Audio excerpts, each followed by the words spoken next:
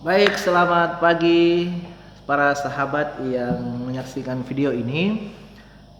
Setelah mengikuti berbagai berita, berbagai komentar tentang fenomena virus corona yang terjadi hari ini, saya juga ingin pada kesempatan ini berbicara 3 hal tentang pencegahan atau bagaimana kita bisa melewati masa-masa ini dengan baik.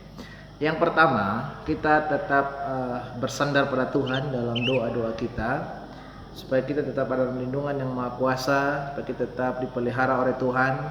Kemudian iman kita tidak goyah dan kita tidak terlampau panik untuk menghadapi situasi ini. Itu yang pertama. Yang kedua, yang perlu kita lakukan adalah mengikuti setiap himbauan dari pemerintah yang ada. Ya, jika pemerintah menginginkan kita untuk membatasi perjumpaan-perjumpaan dengan orang-orang lain, membatasi ruang gerak kita, itu sebenarnya himbauan yang baik supaya kita bisa tertolong dan kita tidak mudah terpapar. Jadi kita perlu membatasi ruang gerak. Kalau perlu dalam beberapa hari kita ada di ruang tempat-tempat tertentu saja atau di rumah saja untuk kita bisa melindungi diri dan juga membantu pemerintah dan juga membantu tenaga medis untuk melakukan hal-hal yang penting dan berguna untuk pencegahan dan pengobatan dari virus corona. Yang ketiga, kita juga perlu melakukan hal-hal yang sederhana tapi penting, yaitu mengkonsumsi bahan-bahan lokal yang mengandung kurkuma dan mengandung vitamin C. Yang dianjurkan adalah kita bisa mengkonsumsi air rebusan atau air perasan dari jahe, kunyit, temulawak, itu mengandung kurkuma dan juga bahan-bahan lain yang mengandung kurkuma.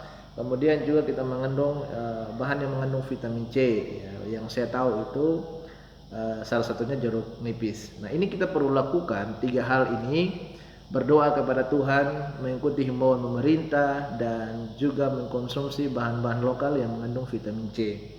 Saya rasa ini 3 hal penting. Jadi jangan ada ekstrim bahwa berdoa saja Tuhan akan menolong. Jangan ada ekstrim bahwa pemerintah hanya menghimbau terus. Jangan ada ekstrim bahwa nanti ada tenaga medis yang akan menangani.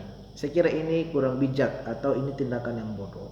Ketika hanya berdoa saja, tidak melakukan sesuatu untuk pencegahan atau untuk kita bisa bebas dari paparan virus corona ini, saya kira itu hal yang bodoh yang dilakukan oleh kita sebagai manusia, yang diperlengkapi oleh Tuhan dengan hikmat dan akal budi yang ada. Jadi beriman, percaya bahwa Tuhan akan menolong, ya, tapi kita harus tetap melakukan hal-hal sesuai dengan akal budi dan hikmat yang Tuhan sudah berikan juga bagi kita untuk melawan penyebaran virus corona. Yang juga berikutnya adalah kita harus taat dan tertib pada himbauan-himbauan yang ada dari pemerintah. Karena yang saya lihat fenomenanya hari ini, ada yang ekstrim berdoa saja cukup, ya, Tuhan akan menolong. Ada yang ekstrim bahwa ada juga bukan ekstrim, ya, ada juga yang sudah dihimbau untuk libur, untuk istirahat dari kegiatan-kegiatan yang banyak berjumpa dengan orang lain, tapi tetap juga ngotot dan keras kepala. Bahkan beberapa saya lihat dalam akun-akun di Facebook, Instagram itu justru memanfaatkan himbauan pemerintah untuk libur ini dengan mengajak teman-teman, mengajak keluarga untuk bertemu, pergi ke setempat untuk membuat perayaan-perayaan. Saya kira perlu ditegaskan di sini bahwa libur yang diinstruksikan pemerintah hari ini bukan libur hari raya atau libur untuk sekedar istirahat, tapi sebenarnya ini libur untuk menolong kita tidak terpapar virus corona. Itu intinya. Jadi jangan salah paham ketika pemerintah menyatakan libur kemudian melihat ini sebagai hari bebas untuk kumpul keluarga, untuk ajak teman-teman dan lain sebagainya, membuat acara-acara dan membuat liburan. Itu yang perlu menjadi penegasan. Yang ketiga, penting sekali melakukan pencegahan-pencegahan sederhana seperti mengkonsumsi bahan-bahan yang ada kurkumanya dan vitamin C, ya. Saya secara pribadi pagi itu saya mengikuti instruksi medis berjemur di bawah sinar matahari, kemudian mengkonsumsi minuman yang dari bahan kurkuma dan vitamin C. Saya biasanya mengkonsumsi itu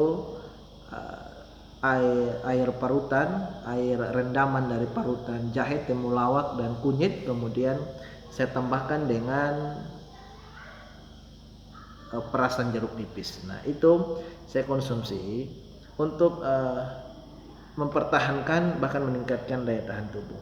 Karena yang mudah terserang penyakit adalah mereka yang sistem imun tubuhnya drop, maka mereka dengan gampang virus menyerang mereka.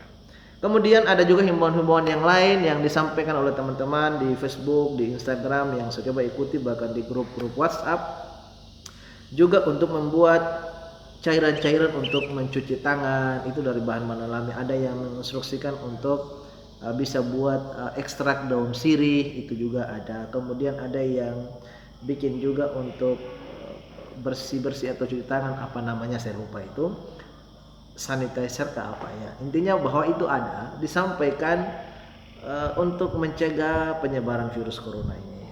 Termasuk juga ada yang bilang dari bahan-bahan alami, tadi daun sirih sudah. Kemudian ada juga yang melakukan yang lain, bawang putih dihancurkan kemudian rendam dan cuci tangan. Itu juga informasi-informasi yang ada. Perlu kita lakukan ya. Jadi jangan anggap remeh, jangan juga karena kita menyatakan beriman, tapi hati-hati. Jangan sampai dalam konsep ini kita sedang mencobai Tuhan dan itu berbahaya. Jadi virus corona ini menyerang siapa saja, entah Anda beriman atau tidak, dia akan menyerang. Yang jelas bahwa berdoa, ikuti himbauan pemerintah, dan lakukan hal-hal yang sederhana untuk meningkatkan daya tahan tubuh. Konsumsi bahan-bahan lokal yang mengandung kurkuma dan vitamin C. Selamat menikmati fenomena luar biasa ini bersama-sama dengan Tuhan.